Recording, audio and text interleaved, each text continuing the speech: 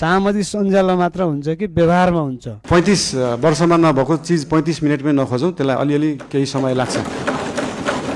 जुन एकदमै जोखिमपूर्ण अवस्थामा बस्नु भएको थियो, उहाँहरूलाई चाहिँ अर्को ठाउँ सार्ने काम गरेको हो हामीले। उहाँहरूलाई त्यो हेर्दाखेरि, तपाईँहरूले हेर्दाखेरि त्यो खेदाको अवस्था देखे पनि यो 4 वर्ष अगाडिदेखि नै म स्थानीय सरकारमा हुँदा नै सङ्घ सरकारलाई भनेको कुरा चाहिँ के थियो भन्दाखेरि उहाँहरूलाई त्यहाँबाट स्थानान्तरण गरेर होल्डिङ सेन्टरमा राखेर जो सहीमा सुकुम्बासी हुनुहुन्छ, जसको चाहिँ देशभरि कतै पनि एक दूर जग्गा पनि छैन, एक आना जग्गा पनि छैन, उहाँहरूलाई चाहिँ त्यो जग्गाको व्यवस्थापन नेपाल सरकारले गर्नुपर्छ। त्यो हाम्रो सरकारको र हाम्रो पार्टीको मान्यता हो, त्यो उहाँहरूले पाउनै पर्छ।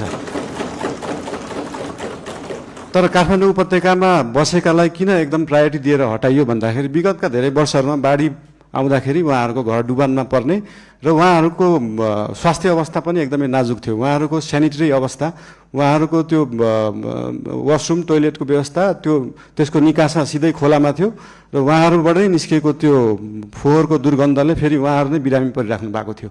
त्यसले गर्दाखेरि उहाँहरू बिरामी पनि परिराख्नु भएको थियो, खोला फोहोर पनि भइरहेको थियो र त्योभन्दा सबैभन्दा ठुलो कुरा चाहिँ उहाँहरूको ज्यान जोखिममा थियो। उहाँहरूको ज्यान जोखिमबाट जोगाउने काम गरेको हो नेपाल सरकारले। र जहाँसम्म उहाँहरूलाई जग्गा व्यवस्थापन गर्ने कुरा छ त्यसको निम्ति भूमि सम्बन्धी हाम्रो समिति पनि बनिसकेको छ। हाम्रो मन्त्रालयले काम गरिरहेको छ, 2-3 मन्त्रालयले यो विषयमा काम गरिरहेको छ। अस्ति अर्थमन्त्रीज्यूले पनि यही आर्थिक वर्षभित्र हामी यो गर्छौँ भन्नुभएको छ। यसको लागि जति समय लाग्छ त्यति समय लाग्छ, हतार गरेर हुँदैन। यो चिजलाई चाहिँ जति समय लाग्छ र लिम्पिया धुराको बारेमा उहाँले सोध्नुभयो, अघि पनि भनिसके। यो चाहिँ डिप्लोमेटिक रूपमा टेबल टक, तपाईँहरूलाई एउटा कुरा अचम्म लाग्छ होला, मैले पनि अस्ति प्रधानमन्त्री भएपछि नै थाहा पाएँ, भारतले नेपालको जग्गा मात्र होइन, नेपालले पनि भारतको जग्गा धेरै ठाउँमा मिचेको रहेछ।